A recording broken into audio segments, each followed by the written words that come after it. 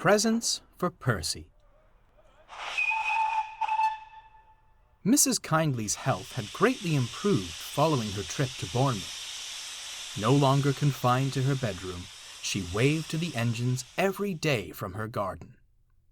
In the lead-up to Christmas, however, Percy saw less of her.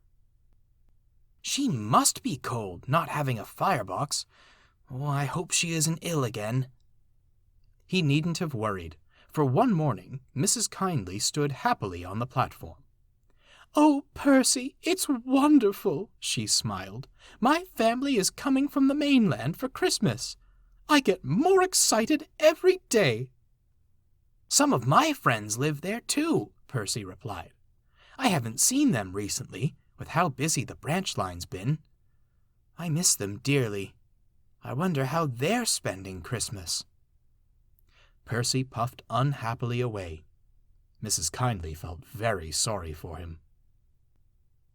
2 days before Christmas, Percy was waiting at the junction when, with a roar, Bertie's bus skidded to a halt nearby. "You shouldn't be racing in this weather," Percy scolded. "This is urgent," wheezed Bertie. "I was meant to collect Mrs. Kyndley's family at Barrow, but their train is stranded.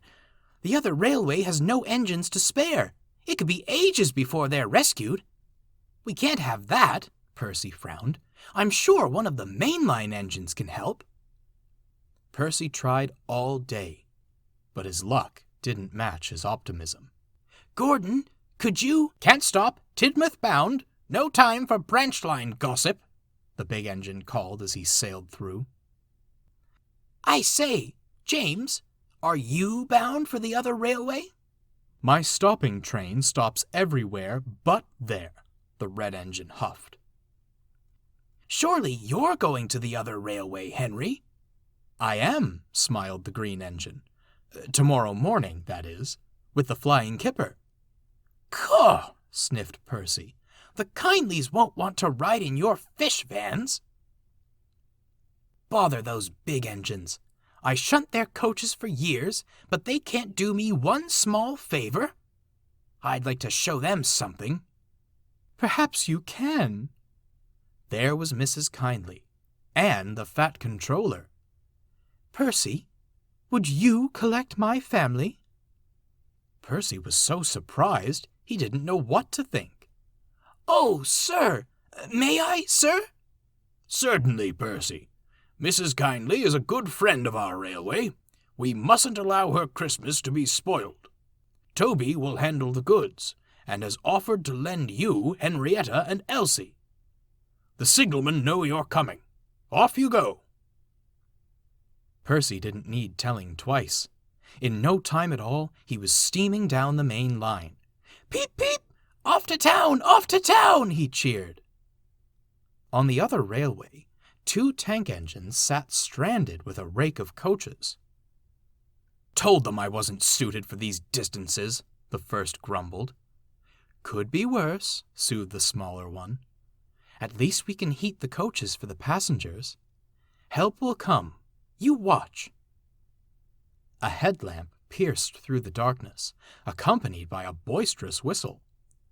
"Do you suppose that's our help?" smiled the first engine. Percy wheeshed to a halt, grinning broadly. "All change for Kyndley Cottage," he called in his best express engine voice. "Well, paint me orange and call me Scrap. Is that you, Percy?" Percy was speechless. The stranded engines were his friends, Ginty and Pug. "Sandbox Claus must have caught the early train," Ginty chuckled. "Santa Claus," Pug corrected.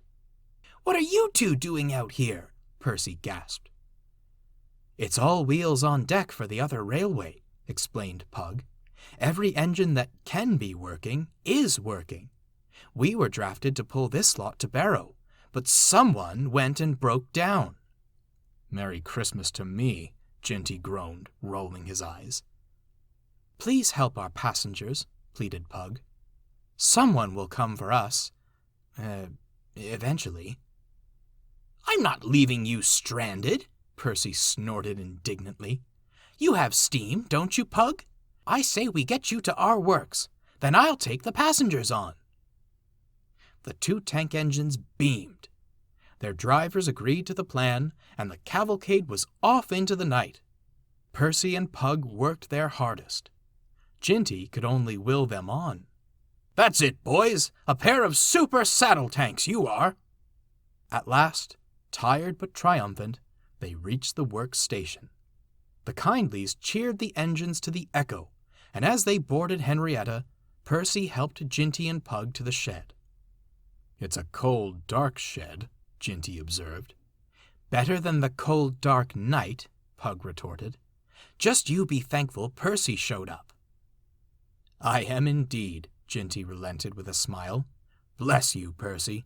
Now, you get those people to their family. And Merry Christmas," Pug added. "Merry Christmas to you both. Seeing you two is the best present an engine could have asked for." With a final jubilant whistle, Percy set off once more, bound for the comforting sight of Mrs. Kyndley's cottage.